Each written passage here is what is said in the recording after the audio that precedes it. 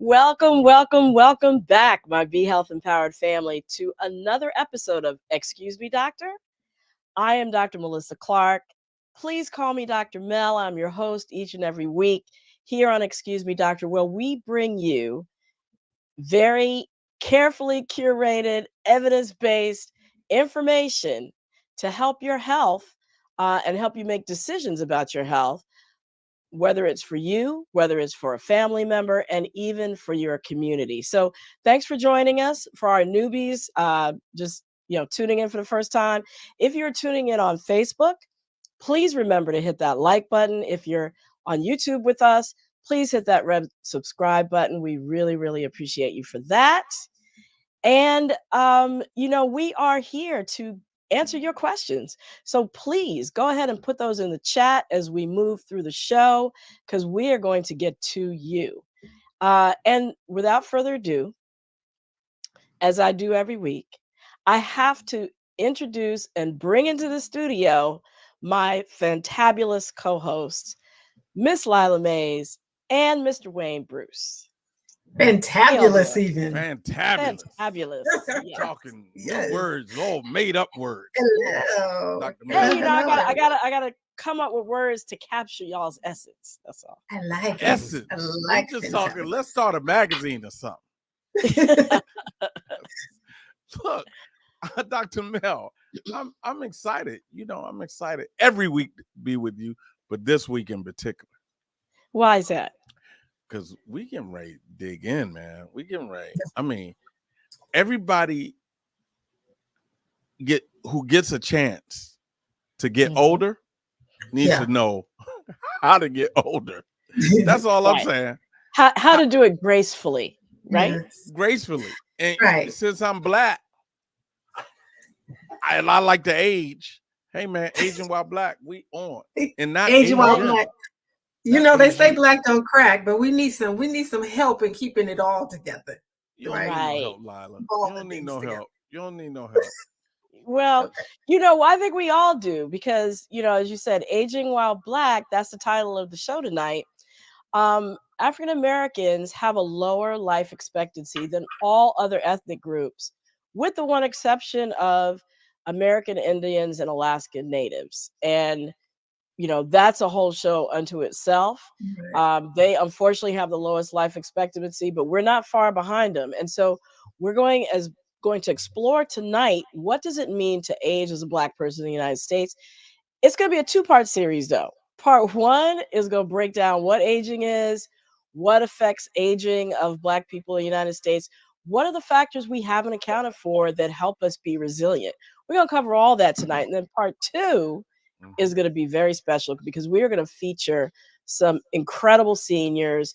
We're going to have a lifestyle physician who's going to talk about helping us age gracefully, right? So that's going to be part two, but part one tonight is going to be on. Why when you said gracefully, you did your hands all like this? That's gracefully. That's graceful. Gracefully? You got to act it out. Visual aid. Gracefully? So every time you say gracefully tonight, you're going to do this? No, just that was the intro setup. Bank that one. Y'all bank right. Y'all exactly. Refer back to it. Right. Cool. Well, but excited. before we get into that, we got to do what? We gotta see what the was in the week that was. Yeah. Right. Our weekly recap. The weekly recap.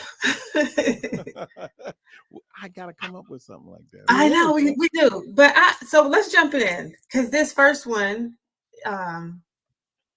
is really impacting me this week with Miss Williams' diagnosis. So she's joining some other famous people who have aphasia and dementia. What kind of dementia does she have, Dr. Mill? It's called frontotemporal dementia. Okay. And what is that? Well, people might remember Bruce Willis several months back got diagnosed with the same thing. And it's important to remember dementia is an overall term that describes any diseases that cause the brain function to go down over time, right? Right. You can think of it as brain failure. So Alzheimer's falls under there, something called Lewy body dementia, Mhm. and frontotemporal dementia also is in that. It's related to a buildup of toxic proteins in the brain that destroy the substance of the brain itself and cause it to waste away. And as that happens, a bunch of different changes occur. And frontotemporal, the front of the brain, which is responsible for executing tasks and planning ahead, a lot of your personality, and then the sides of the brain. So that's the temporal area, frontotemporal, which is Mhm. responsible for speech. So those are the areas that get affected. Oh wow. Wow. Yeah, and it Um, was very sad to hear that Wendy Williams has this diagnosis. yeah, because I mean, growing up, I always heard of older people, like much older than Wendy and much older than Bruce Willis, Mhm. um, having it, right? But it's happening more to people in that age range, and I find that. Right. Yeah, actually, the onset for frontotemporal dementia is earlier than for other kinds of dementia. So Okay. 45 to 64 is the most Mhm. common cause of dementia for people who are under 60. Okay, so you mentioned like the brain function in terms of like planning and that kind of thing. What other things might Mhm. Wendy be going through with this new diagnosis? Yeah, so it affects your behavior, your personality, your memory. And so people's personality starts to change. They're not able to carry out everyday tasks. It affects their ability to move. And as I mentioned, their ability to speak and express themselves. That's often what comes first, which is ironic given that she's a communication and media person. Right. And unfortunately, the expectancy is only around 7 years after the diagnosis. Wow. Wow. Why do people get it, Dr. Mill?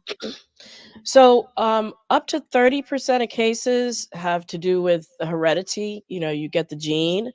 Mhm. But the rest, the vast majority, nobody knows. They're trying to figure out if it's linked to. I thought this was interesting to mention whether it's linked to thyroid disease because we know Mhm. that Wendy Right. Williams had hyperthyroidism, right? So Mm-hmm. Right. they're investigating various hormonal links. That's one of them, but they don't really know yet. Researchers don't know. Wow. Okay. You know, it, Yeah. it it was particularly tough. I don't know if everybody saw on the internet. It was a clip going around with her and Black China, Mhm. uh, Mm, where it was really, really a sad thing to watch. I now I don't care if you like her or not, but Right. if you have a heart of any type, right. you feel for people going through things that are really painful for Yeah. themselves and their families. Yeah. Right. Uh, It's tough. I haven't watched the docu series. I don't know that I can, but yeah, I've seen a bunch of yeah, clips on social too. Like, yeah. A friend of mine's mom, very close, who helped kind of raise me. Uh, she went through frontal temporal mm, dementia. Mm. Yeah, Wow. It's tough. Any kind of dementia is tough. So we yeah. will, pray for her and hmm pray for her family, definitely. definitely. Yeah. Um, all right, I'm gonna move on to number two. Let's All talk about boogieing the night away for weight loss. right. All Yeah. right. All right. So this is the thing. If you're trying to lose weight, but you are not the gym rat kind, or you don't live somewhere where you could go out, it gets dark at night early, you don't want to go out and walk. All you gotta do is put on your dancer shoes and put on your favorite music and just let it ride because research has shown that people who dance 3 times a week for at least 3 months reap the maximum benefits. They lost about 4 pounds of fat, not muscle, during that time as compared to people who didn't dance, and they even shaved an extra inch off of their weight, off their Okay, so waist, rather. I can twerk. I can get on the Yeah. pole. Oh Lord. Oh I Lord. what? Oh Lord. Right, Dr. What Yes. pole are Mill? we talking about? What pole are we talking Any of that. about? Twerking. Any Just of the that. exercise Twerking. pole, the dance pole, but to dance. Yes, any of that. You could even do TikTok dances. The more creative and the more animated those people lost, the more weight, you know, We the used to more be talking vigorous about it was. African dance. Our ancestors, there's I mean, was That's where talking, African twerking dance, came from. jazz and we up dance, here talking any about of getting it. on a pole. Well, Dr. Mel, this show has turned left. This is at a well, left turn. it builds athleticism, that pole dancing, but Yeah. dancing itself burns about 300 calories an hour. Okay. So it does take roughly about 12 hours to lose a pound. So the thing is consistency.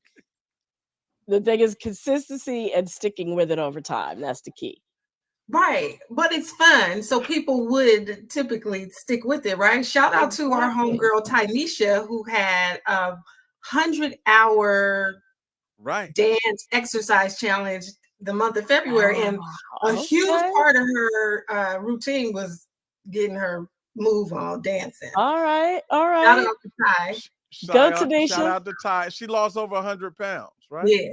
Yeah. She's working on 100 and a half, maybe more. That is amazing. And the other benefit of dance is not just weight loss, it builds strength, balance, coordination, improves memory. It can even improve your blood pressure and other heart health matters. You know, it's Heart Health Month. So that's important to remember and keep in mind. So while twerking, you could remember people's phone numbers. 202. I started to do a little chair twerk, but I'm gonna stay still. Ray, we have one other item to hit. Let's move on with that. So look, you know, I always get the sensitive to men items. So you can eat your way to better sex post prostate cancer. I mean, that is correct. Just beating prostate cancer is time enough. Yeah, but that is you true. can start eating your way to better sex. This is a whole lot. Well, and other things and other benefits with a plant-based diet that's low in dairy and meat, but rich in fruits, vegetables, grains, nuts. You know, plant-based diet. Right. Yes. Turns out they researched that, and that they found that it can improve sexual and urinary health. So, what does that mean? Better and more frequent erections, better urinary flow in people who had been treated for prostate cancer. And those are real issues for people, for men who are surviving prostate cancer, and they've been treated, didn't matter whether they've been treated with surgery or whether they've been treated with radiation, both groups improved on this plant-based diet. Wow. And we also know that from even before this, that switching to a plant-based diet after prostate cancer reduces the risk of the cancer coming back. So it's a whole bunch of benefits that people need to know about. Yeah, I had two friends. I always know somebody. Two friends before the age of 43 that were both diagnosed with prostate cancer. Wow. Both of them before 43. I mean, and well, you need to share this info with them. I will share that info because one of them, unless they've been eating really big plants, hadn't seen a plant. I'm just let's okay, we can move on. On that note, we have another segment beyond the recap that we need to move. What y'all think?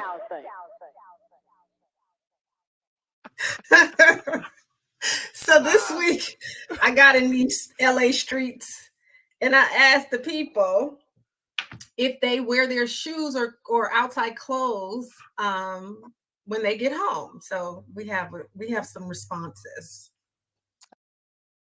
Hi. Hello. I'm Lila with Excuse Me Doctors, What Y'all Think? Okay. And this week I'm asking people if they remove their outside clothes or their shoes before they go inside. Okay. So do you take your shoes off when you come into your house? I personally don't. Okay. I'm kind of a really messy person. Okay. And I have two big dogs that are always creating a mess in my house anyway. So I'm kind of like whatever about my shoes and my outside clothes, you know? Yeah. Hi there. Hi. I'm Lila with Excuse Me Doctors, What Y'all Think? Today I want to ask you two questions. It's a two-parter. A, do you have a shoeless home? Yes. Okay, since it's yes, can you tell me why no shoes in the house? The shoes are filthy. They're touching all the filth and the dirt and the grime and the grit and the mud and spit. Okay, you don't want that in your house? No.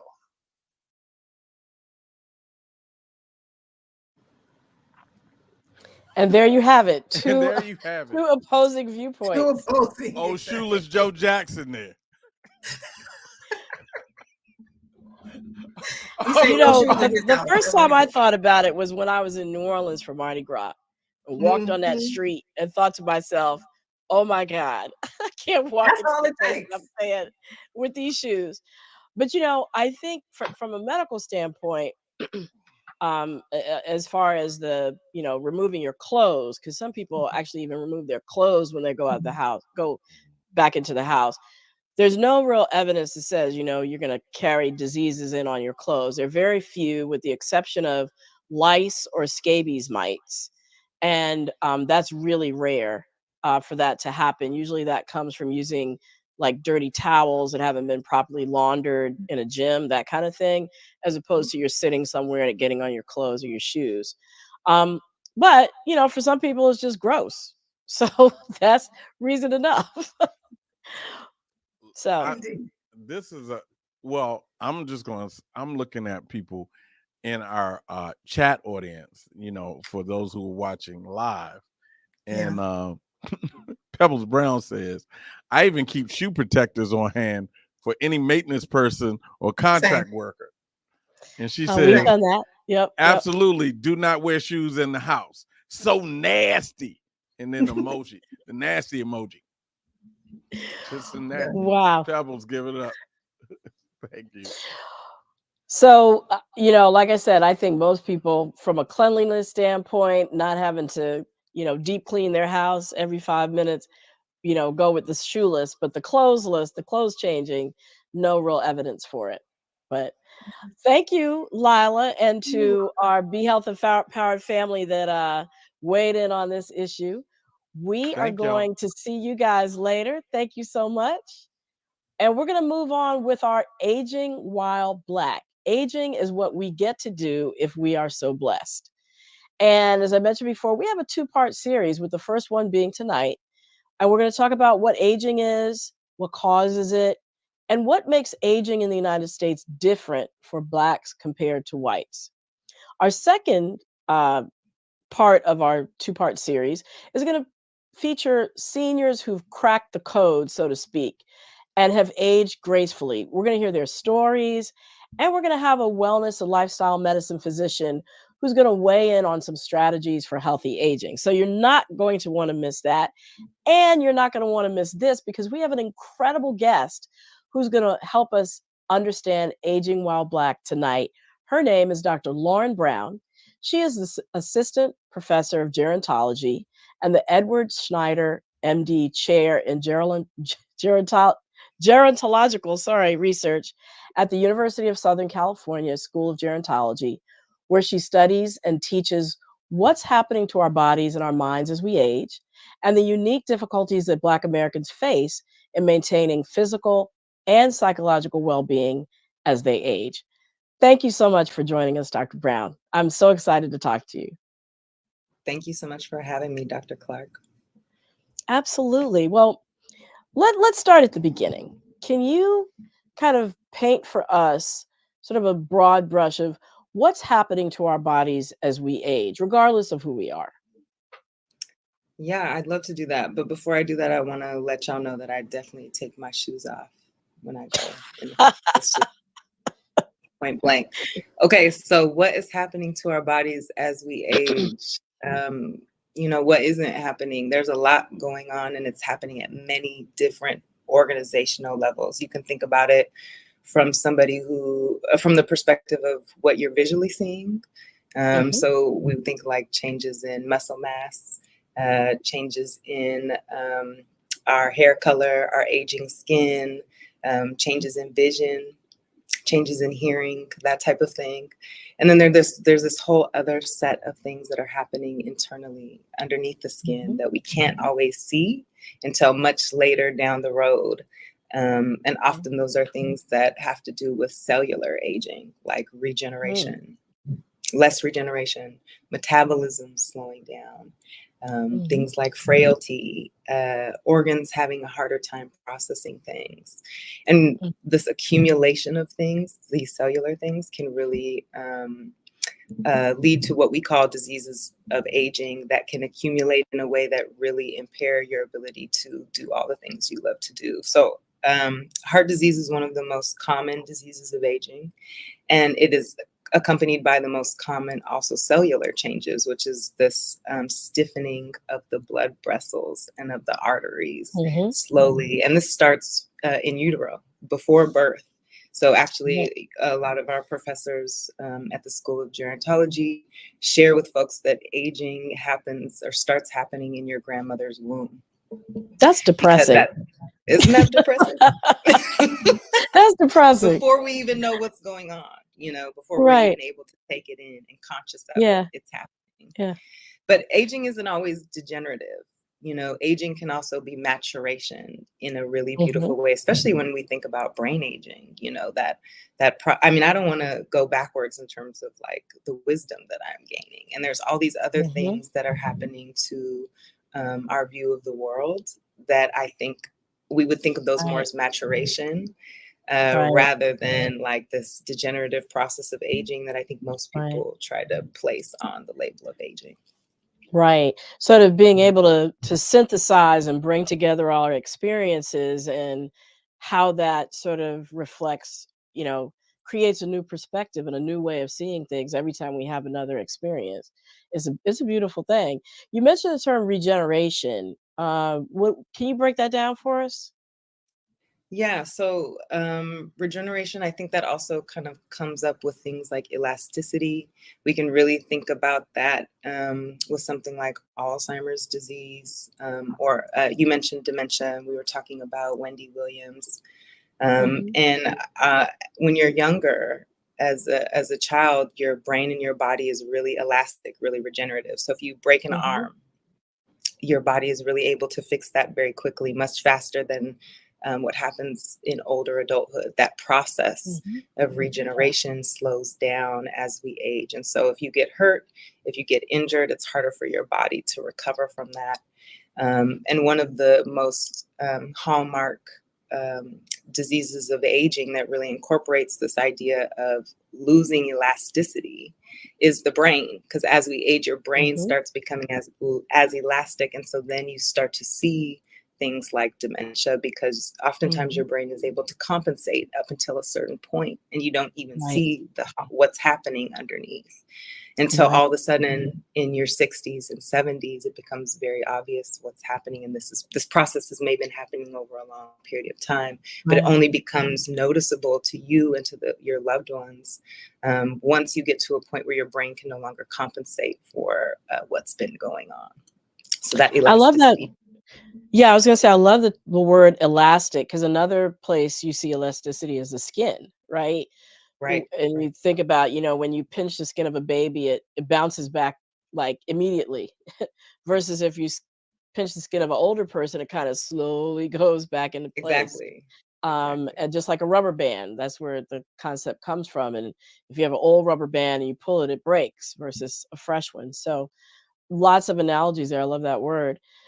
So Lila mentioned the saying "black don't crack," right? But tell us, what we see on the outside of older Black individuals, does that always reflect what's going on the inside? I love that question. I think that's oftentimes what most people come to me for, is like, how do we solve this? How do we solve this aging problem? Or you don't see it on the outside. So, we think that aging is going well if you can't see any of the hallmarks of aging. And Black people have some really amazing skin and anti-aging properties that are already happening within us without us doing anything, that make us look much younger oftentimes than we usually are. Or people can't guess our age, they can't tell our age, and we take that as a compliment. But many times what's happening on the outside is not a reflection of what's happening inside. We say Black don't crack, but as you brought up, we live on average 6 to 8 years shorter than white people do. So if it was true, obviously I think the data would look a lot different in terms of we would be achieving lifespans or reaching lifespans as long as white people, or even longer if what our skin is experiencing was also happening on the inside. But part of that is this, this idea that things are getting under the skin and impacting Black people. And that is really where we need to be thinking and talking about, because all of the Black don't crack, that's a very superficial view of the aging process. It's not getting underneath. Yeah. Right. So what are the factors that contribute to that age gap, that disparity in longevity for Black people?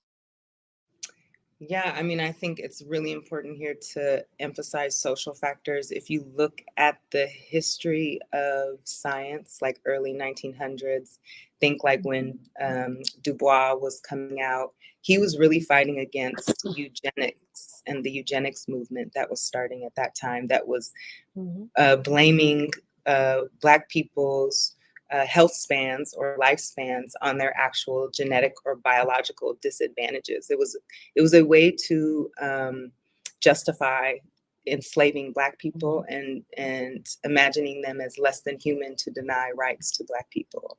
Sure. And so, the terrible history of what science has done in trying to justify the difference in lifespan between Black and white people, or Black and other people.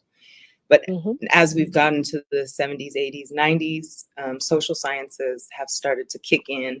And Du Bois was a part of that original movement, where he's saying, actually, it has nothing to do with biology. It has everything to do with the lived environment that we're placed in.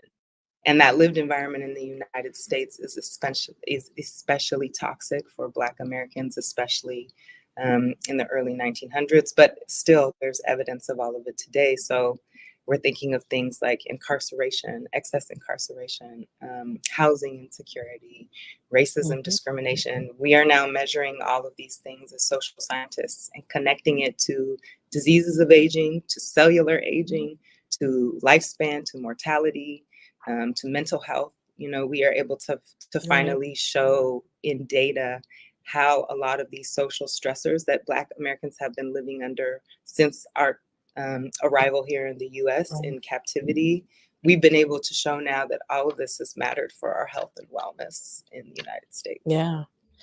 Wow. And it's no surprise, if you think about it, it's just there hasn't been a lot of thought put to it. And you mentioned cellular aging. What effect does stress have, like these stressors that we are under? What effect does that have on our bodies and on our DNA? You mentioned at the cellular level.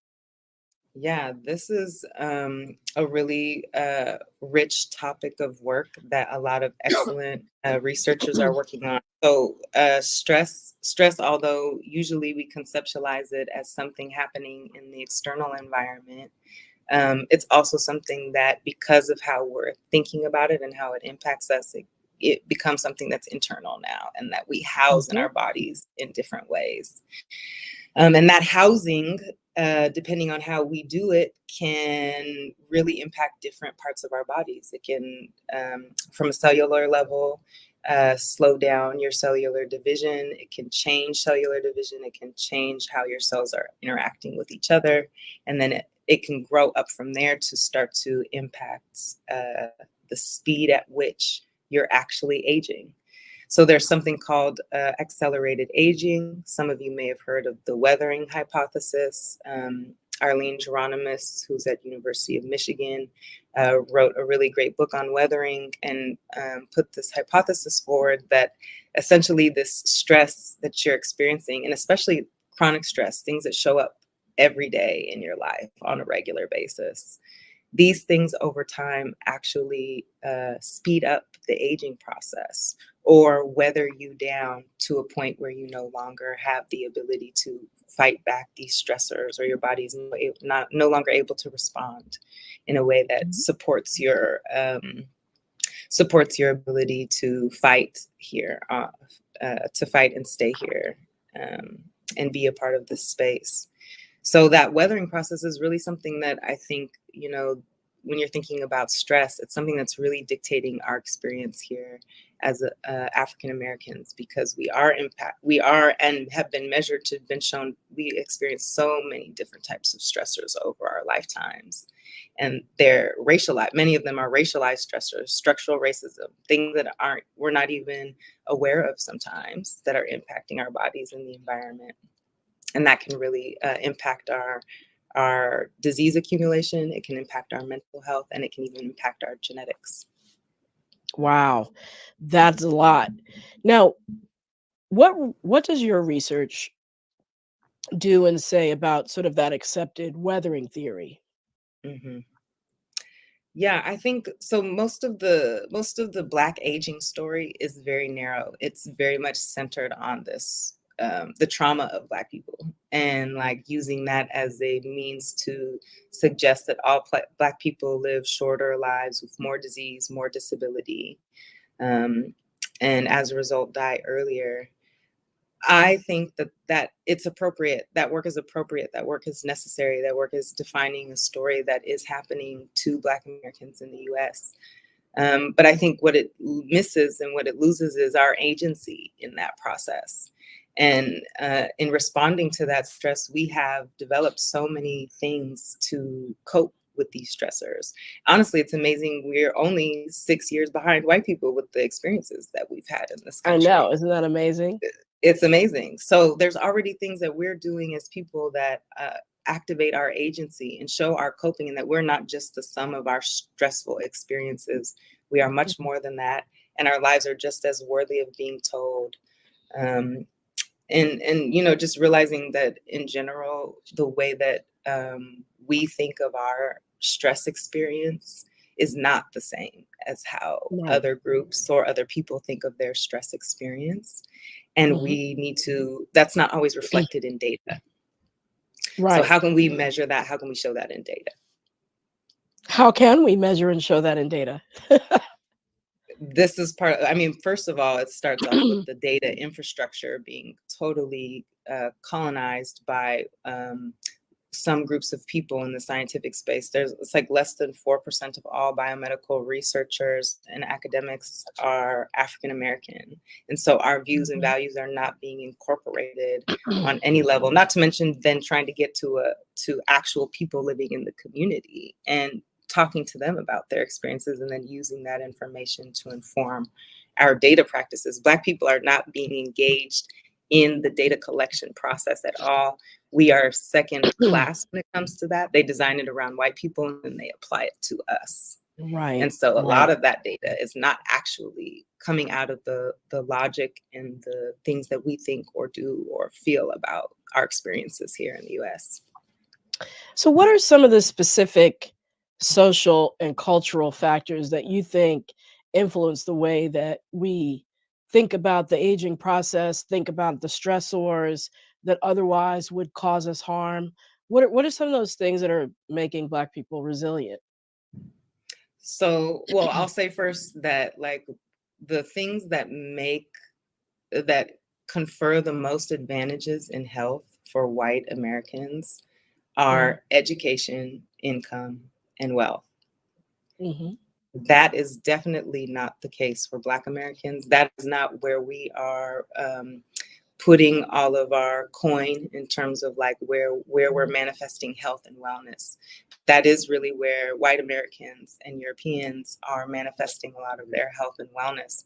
And so we have to look outside of these kind of traditional wealth accumulation and higher income and achieving. And we have to look beyond that in order to find the things that work for us. And we've been very creative in doing that and have a really beautiful, I think, set of things that have grown so naturally from our experiences here in the US. So things like our social support and our connection to community, religion and spirituality, familialism, checking in on our elders and incorporating them in our society. Did you say familialism? Meaning familialism. Family. Okay. Yes. Those family ties. Family structures, yes. Right. Yeah. Yes, yes, Getting yes, together, yes. family reunions. Right. Yes, Yeah. yes, exactly, exactly. Coming to see the people that you care about, checking in on older Mhm. adults, making sure they're aging with support and in homes that are loving with food, that they need to be healthy, safe and stable housing. Things like that can really Mhm. be important in making sure that we're aging longer. And of course, then there's all of these things you can do on an individual level. It's things like exercise and food, and like you were mentioning before, the plant-based diet. Those types of things can Mhm. go a long way. But those are individual levels to approaching aging. And I think what I'm more interested in is trying to foster what happens at the community level to improve our collective ability to age longer as a group, rather than just Right. thinking you should exercise, you should eat Right. better. That it's behavioral, it's individualistic, and it's very American. And so I feel like changing our perspective of how we can help each other, that is a communal perspective that Black Americans are taking on and have taken on for many, many years here. So I'm going to ask my co-host to come back in. I'm losing my voice. No problem at Co-host. all. Yep. Oh, I'm sorry to hear that, Dr. Hi. Mel. Does Dr. Mel need a doctor?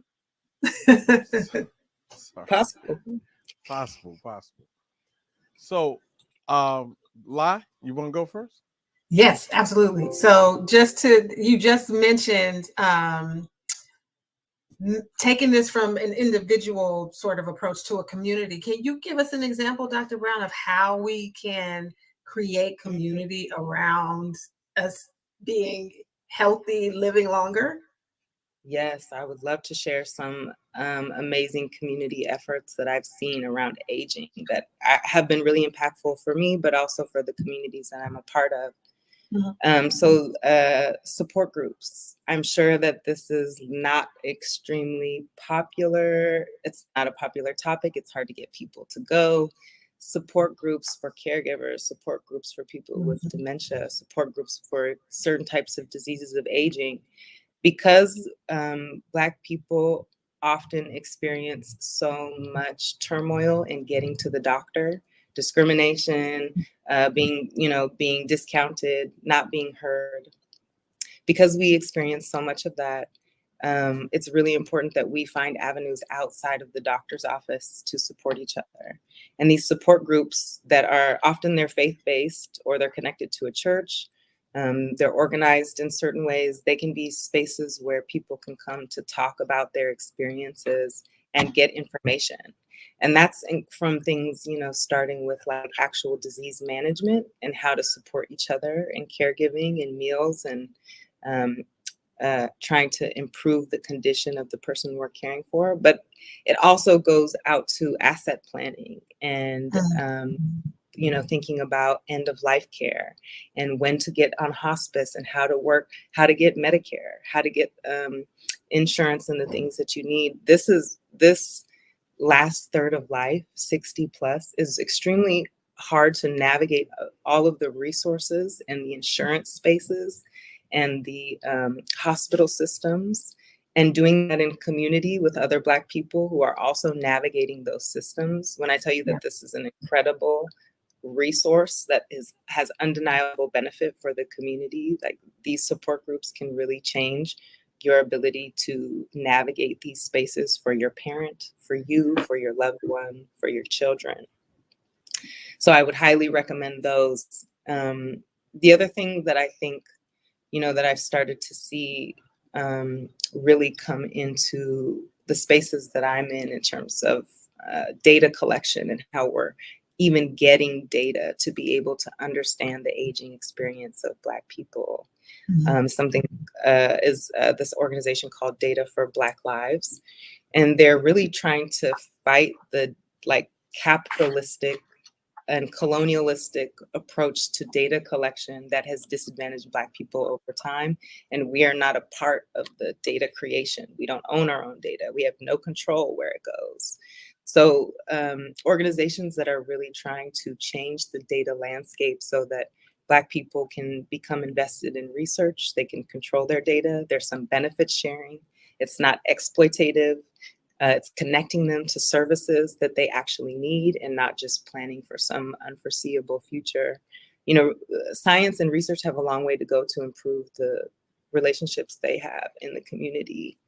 And there are organizations like Data for Black Lives that are really intentionally trying to change the data landscape so we can even learn about what are the things that we need as a community. Okay. You touched on so many things that are hugely important to all of us as we have, me, Dr. MEL, Wayne, are and have been caregivers to Right. parents, our loved ones, right? And I didn't know how to tap into a bunch of those resources. I had to just create them myself. So thank you for, I always take notes. Data for Black Lives, I think, hugely important. Go ahead, Dr. Sorry, MEL. go ahead. Yeah, I was just going to say, it's like every time those issues come up, people are sort of figuring it out on their own, right? In terms of not knowing where to go when they all of a sudden have to be a caregiver, and really sort of thinking about these issues proactively so that they're not scrambling at the last minute. I think, as Lila said, each of us here have been through that same journey. I know you mentioned, yeah, go ahead. Go ahead. I just have a question. We mentioned that Black people live shorter lives. So do you know the information on whether Black men live longer than Black women? Do you have that? And do you have the things that do you know, understand why that happens? Black men unequivocally live much shorter than Black women. Women in general live longer on average than men do. Sorry to tell you. But you guys are well cared for, so rest assured. Women are outliving men. And I think for Black men, there are particular things that take Black men out of the population very young and contribute to so if you have more people dying in their teens, 20s, 30s, that expected years of life that we lost because of how they were pulled out so young, we're losing a lot of potential there of just having Black men die from violence in early life, and then dying earlier from things like heart disease and cancer and not making it till their 60s and 70s. And so, these diseases of aging, the things that are driving the disparity between whites and Blacks are the biggest drivers are, number one, heart disease, and number two, cancer. Then after that, there's a huge drop. Oh, cheers. I knew Zoom was that's important information that we wanted everybody to pay attention to. Okay. So we saw the balloons. Yes. Yeah. We might have to incorporate that into the next show. Right. So yeah, they're heart disease and cancer, which kill Americans. Those are the top killers for Americans in general. They kill more Americans than any other disease. Most of us will die from heart disease or cancer. Wow. And so those things are also killing Black people earlier in the life course, pulling us out of the population earlier in the life course and shortening our lives. But Black men are also dealing with a different type of pandemic because they're getting pulled out in their midlife from violence, which shortens their lifespan in a very real way. So while we think of like research on aging as something that's really thinking about like a slow process, what's happening to Black men in midlife is still a part of this story. And, the violence that they're incurring from the police or whoever it may be is really actually a story that goes within this aging tale as well for Black people. So we have a question from Kathy Sindos, and I don't know if you can answer this, but before we go to her question, I just want to say that is very encouraging, but also very discouraging news to hear about Black men. What I was encouraged by was we get taken care of really well. That's a good thing. But let me say this, on a personal note, I was hanging out with my 90-year-old cousin last week at a club. Male cousin, right? Male cousin Amazing. at a club, and I left Mm. him there. Oh my because God. I had to go to Amazing. sleep. With other people. You didn't leave him alone. Oh yeah, I ain't leaving alone. He had his girlfriend and the rest of the family, but he was definitely there His listening girlfriends. to the DJ. And he outhung you, in other words. Yeah, I had to go home. So Mhm. Kathy Sinnos asked, at what age should people transition to their care to their gerontologist? At That's a what good point should you question. start seeing a gerontologist? Are you want to go ahead? Well, I think, the considerations around aging and cognitive change and how your body repairs differently starts probably in your 60s. I don't know that there's a particular age. We have young 60s, we have old 60s. I think it probably depends on your burden of chronic disease at that point in your life, but somewhere in your 60s is probably a good time to transition.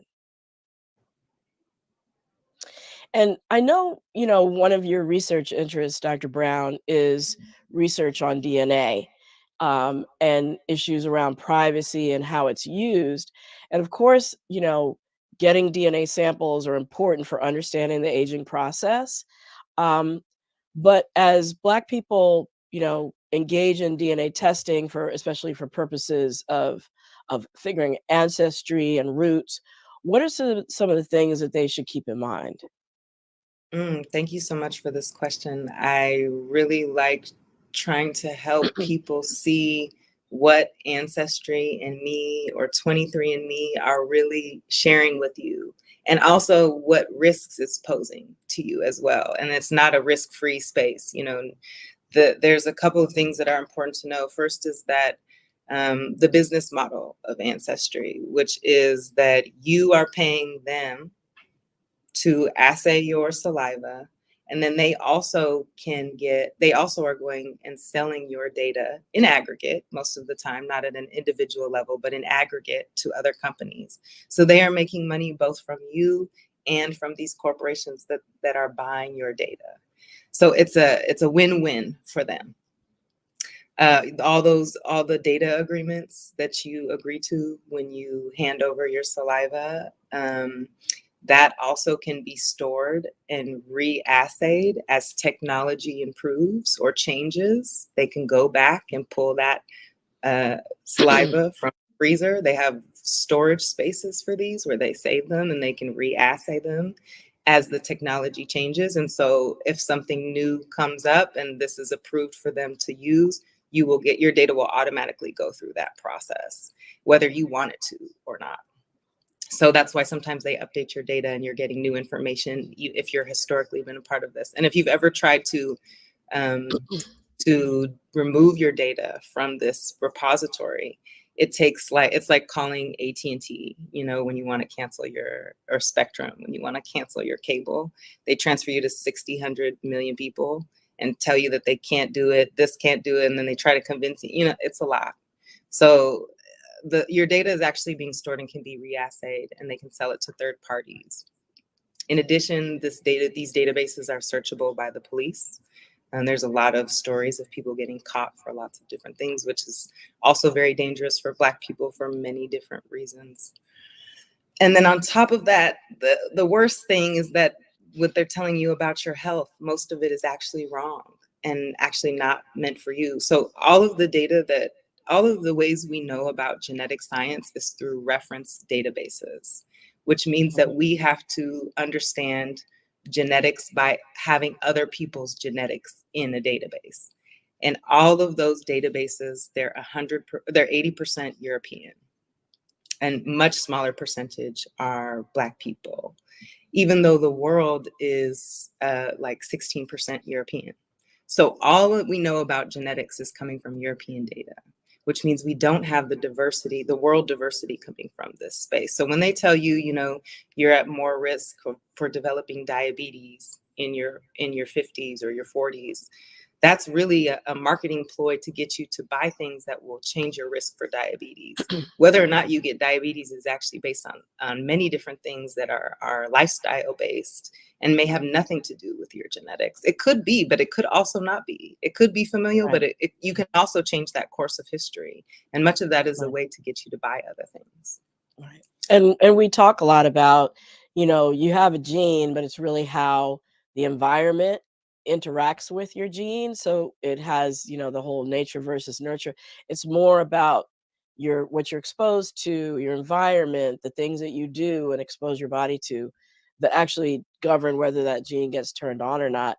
I just want to say what you're talking about with these companies might be is different than actual medical researchers at an academic institution where you go and you actually specifically consent to a study for a specific thing. So we don't want to discourage people from research, but just realize that a lot of these companies, with the exception of African ancestry, I might say, uh, you know, do those, make money on both ends, as you mentioned. African ancestry doesn't sell your DNA. Um, so that's really important, I think, because you mentioned the reference databases. That's how we understand, some of these concepts around aging and how stress affects our bodies. What would you say are the key takeaways that you really want our audience to remember to support healthy aging as we move forward? I'm feeling like, one of the things I want people to understand is that medical science has its limitations, especially data science, and especially data as it relates to Black people or minoritized populations. Most of what we know about health and aging is coming from a predominantly white population, and it does not mean that this applies to you. And so taking it very seriously sometimes is not the right way to, or taking it as Bible, taking it as something that you have to follow, or that this is the only way for me to live long. That's actually not the case. There are tons of dynamic factors that are changing the length of your life. And then the other thing that I would say is, you guys are already coping, surviving, and aging well in the US, despite what's happening to us here.